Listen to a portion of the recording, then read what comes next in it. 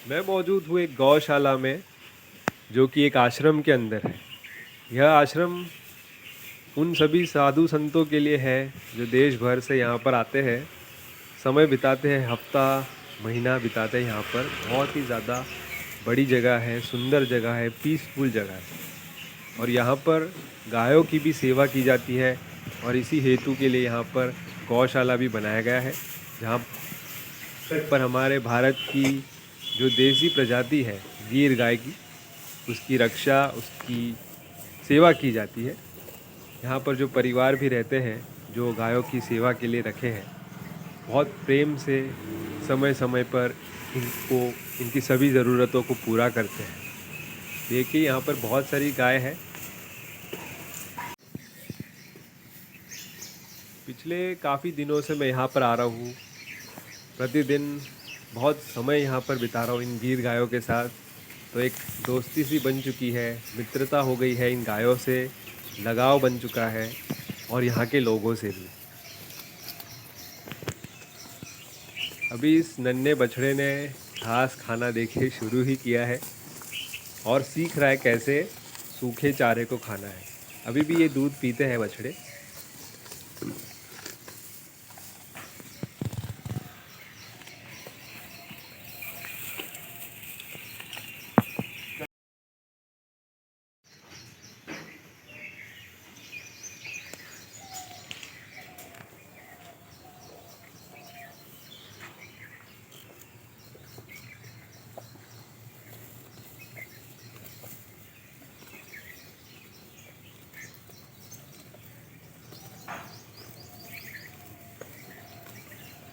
ले, ये बछड़े अभी बहुत छोटे हैं, इनके साथ बहुत तेज़ी से समय बीत जाता है। इन नन्हे बछड़ों को देखकर अच्छा लगता है कि यहाँ पर गीर गायों की संख्या जो है इस गौशाला में बढ़ने वाली है। पहले से ही यहाँ पर बहुत सारी है, आप देखिए। कुछ यहाँ है, कुछ देखिए वहाँ पर गेट के बाहर भी है। मैं आपको दिखाता हूँ पहले। देखिए यहाँ पर और एक बछड़ा है और एक बुल है, ये देखिए। ये है गिर का बुल, यानी नंदी भी कहते हैं हम इनको।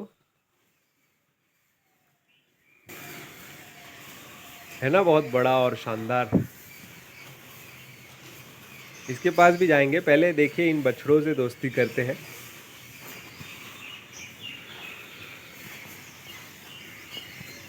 ये जो देसी काव ब्रीड्स होती है, प्रजाति होती है गायों की, जैसे कि ये गिर गाय है। गिर गाय नेटिव है गुजरात की।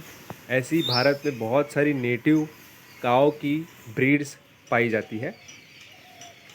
इनकी रक्षा करना, इनको सपोर्ट करना, इनकी सेवा करना बहुत बहुत ज़्यादा इम्पोर्टेंट होता है, क्योंकि ये जो प्योर काव, प्योर देसी ब्रीड्स है, इनकी संख्या बहुत कम होती जा रही है।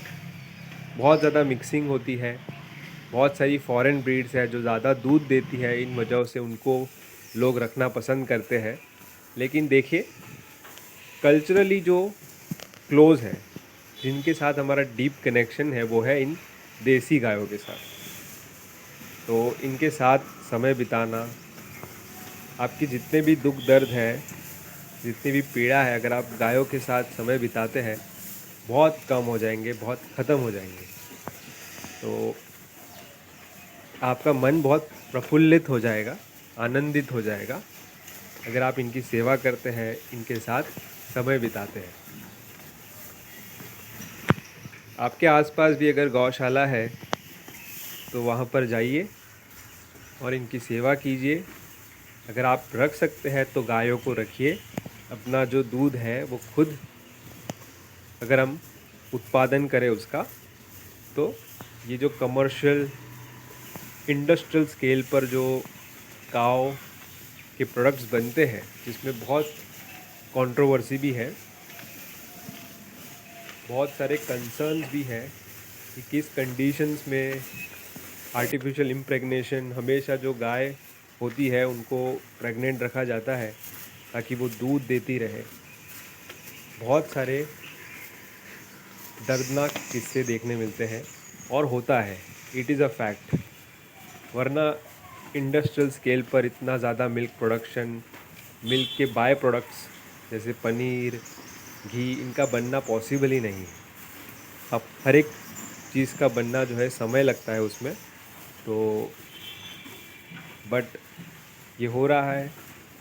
इसको कम करने के लिए हम गाय खुद रख सकते हैं, इनकी सेवा भी हो जाएगी, बहुत एक पुण्य का काम है।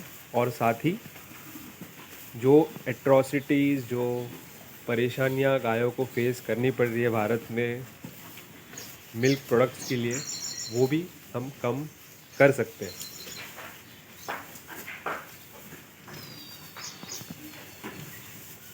ये एक बुल है, और बुल पहले के समय में जानते हम, इनका यूज़ रहता था खेती में। किसान खेतों को खोदने के लिए इन बुल्स का इस्तेमाल किया करते थे, तो तब इनका बड़ा यूज़ था। लेकिन आज कुछ यूज़ बचा नहीं है, तो ज़्यादातर जो स्लॉटर होता है, हत्या होती है, वो जो पुरुष या जो बुल है उनकी होती है, मेल बछड़े की होती है। कोई यूज़ नहीं है, दूध नहीं होता है, तो लोग नहीं रखना पसंद करते। बहुत सारे आप बुल्स देखोगे जो रास्ते पे छोड़ दिए जाते हैं।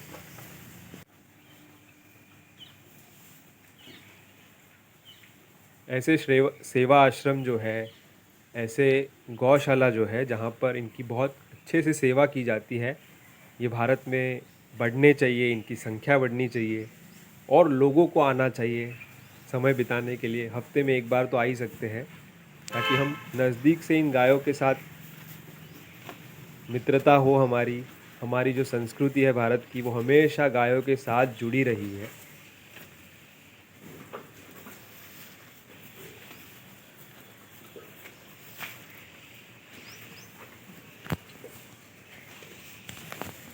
पहले के समय में जैसा कि हम जानते हैं, सबसे वेल्दी इंसान वही होता था जिसके पास ज़्यादा गायें होती थी।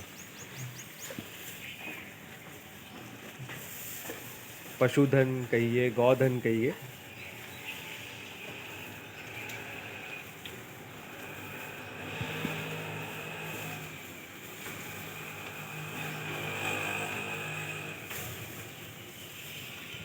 आज ये जो बुल्स हैं उनका यूज़ बहुत कम हो चुका है।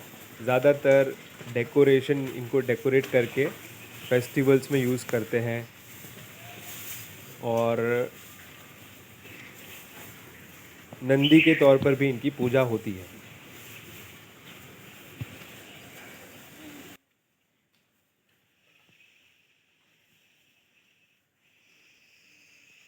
और साथ ही में ब्रीडिंग के लिए इनका इस्तेमाल आज ज़्यादा होता है। बाकी कोई ज़्यादा यूज़ बचे नहीं है। बुल्स ऐसे ही बेचारे, जैसे जैसे ट्रैक्टर्स और मॉडर्न फार्मिंग में कहाँ इनका यूज़ बचा है।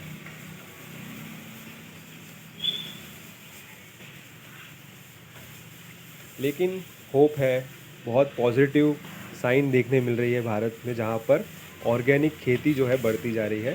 तो फिर से अगर हम हमारे वैदिक ट्रेडिशन, वैदिक मेथड्स को फॉलो करके खेती करने वाले हैं, जिसकी मांग भी बढ़ रही है, जिसकी डिमांड बढ़ रही है, तो इन बुल्स का इस्तेमाल फिर से होना शुरू हो जाएगा।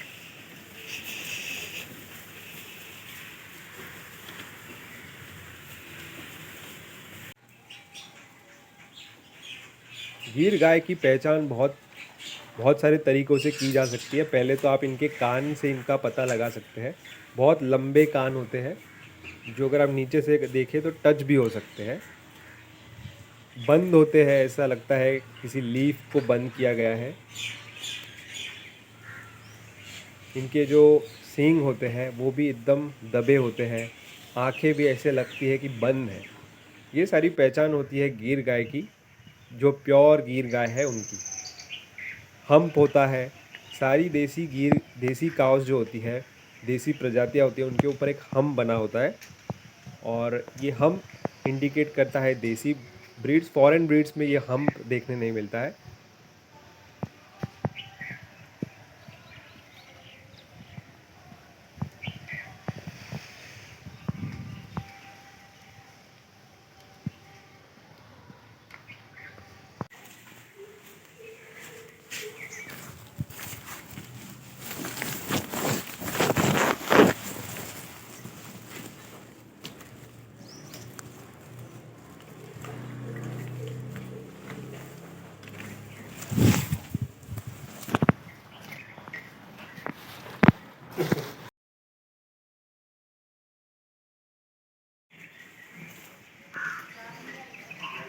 पहले जो दूध पिया करते थे गायों का वो बहुत ज़्यादा फ़ायदेमंद होता था।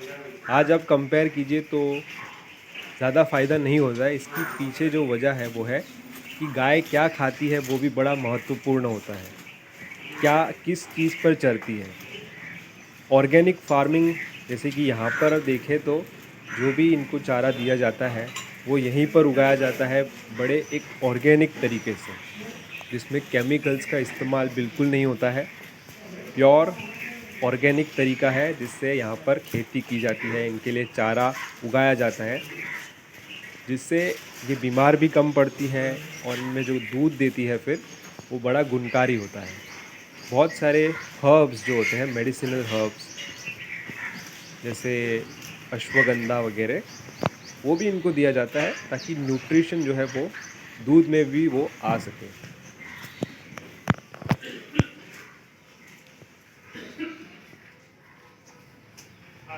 अभी अभी इस चारे को बगल में जो जहाँ पर ये ग्रो हो रहा है वहाँ से लाया गया है, तो ताज़ा ही चारा इनको दिया जाता है।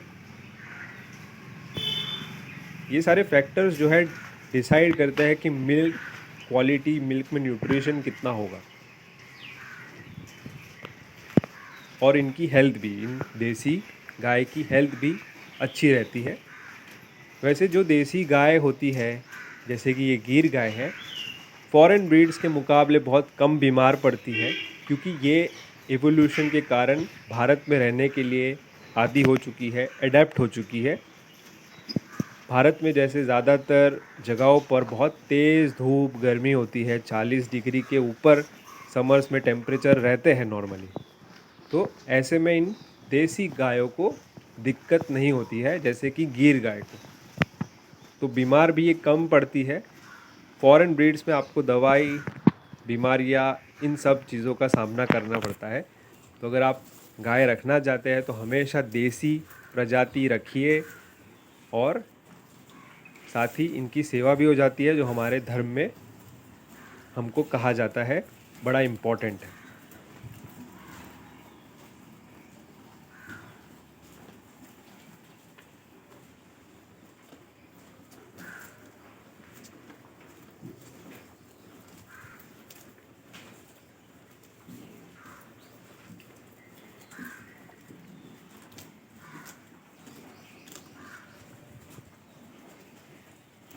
मुझे बड़ा पसंद है ऐसे गौशालाओं को विज़िट करना। हर जगह पर, नई जगहों पर मैं गौशाला ज़रूर विज़िट करता हूँ ताकि मुझे समझ में आए कि कैसे गायों को रखा जाता है। हर गौशाला अलग होता है, हर गौशाला में जो फ़ील होती है और जो आर्किटेक्चर, जिन स्ट्रक्चर्स में इन गायों को रखा जाता है वो भी मैं नोटिस करता हूँ। देखिए यहाँ पर बहुत अच्छा एक गौशाला है, यहाँ पर इनके लिए पानी भी मौजूद हो, चारा भी इनके हाइट के लेवल के हिसाब से हो, ज़्यादा बांध के ना रखा गया हो जहाँ जिससे इनकी गर्दन में या फिर बैक पे प्रॉब्लम हो, ये चीज़ें नोटिस होती है।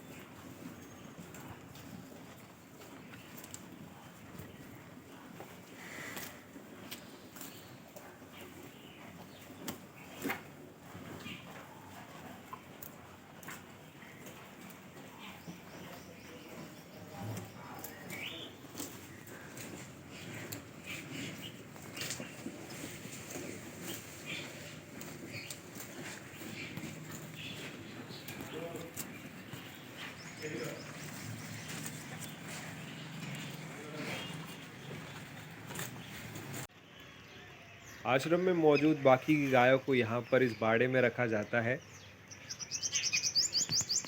यहाँ पर ये खुले में रहती है, इनको बांध के नहीं रखा गया है और समय पर इनको खाना पानी यहीं से दिया जाता है।